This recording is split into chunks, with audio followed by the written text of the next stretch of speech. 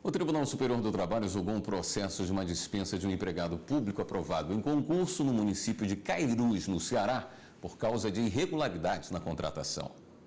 O município entrou com recurso depois que o Tribunal Regional do Trabalho do Ceará declarou a nulidade da dispensa do trabalhador e determinou a reintegração dele ao emprego. De acordo com o processo, o candidato aprovado em concurso público realizado em 2006 foi contratado somente em dezembro de 2008, já no fim da gestão do prefeito da época, que não havia sido reeleito. Para o regional, como não foram comprovadas a necessidade de pessoal e nem a previsão orçamentária da despesa correspondente, houve ofensa ao princípio da moralidade administrativa.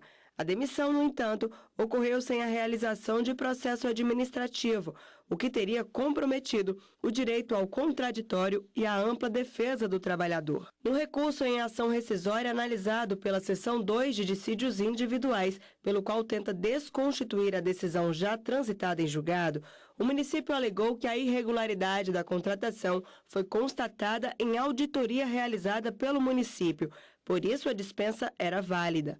O relator do caso na SDI 2, ministro Douglas Alencar Rodrigues, explicou que mesmo se tratando de empregado admitido pelo regime da CLT, há precedentes do Supremo Tribunal Federal que consideram imprescindível a observância do contraditório e da ampla defesa em procedimento administrativo na hipótese de dispensa de empregados públicos. Nesses precedentes se consagra a tese de que a ausência deste processo ou procedimento administrativo prévio nulificava o ato administrativo de rescisão do contrato. O ministro Barros Levenhagen concordou que a dispensa deveria ser anulada devido à falta de processo administrativo. O ministro apenas pontuou sobre a determinação de reintegrar o empregado, sugerindo que, em vez de ser reintegrado ao emprego, o empregado fosse readmitido, uma vez que o município poderá dispensar o empregado se o processo administrativo comprovar que houve irregularidade na contratação. Ficando, de qualquer forma, garantido àquele município de Cairus o direito de renovar a sua dispensa, observada a exigência do assinalado e prévio procedimento administrativo.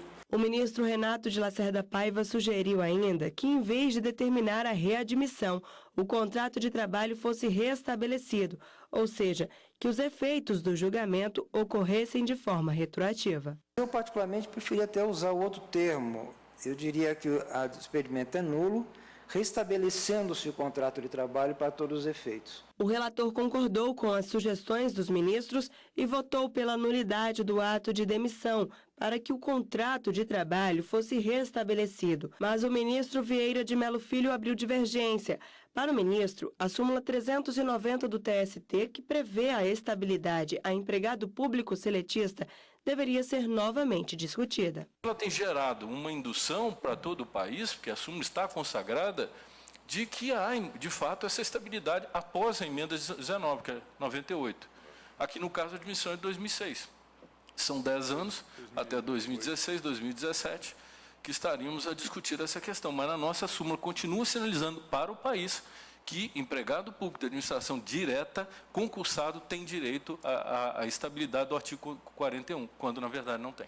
O presidente do TST, ministro Ives Gandra Martins Filho, votou com a divergência, por entender que o servidor foi contratado em período eleitoral. A administração poderia perfeitamente dispensá-lo pelo simples fato de ter sido contratado nesse período. Por maioria, os ministros da SDI 2 negaram o recurso do município, mas por não se tratar de servidor público estável, conforme previsto na Constituição Federal, o contrato de trabalho foi restabelecido, sem reconhecer estabilidade. Com isso, a administração pode dispensar o empregado, desde que observado o devido processo legal em processo administrativo, no qual sejam assegurados o contraditório e a ampla defesa.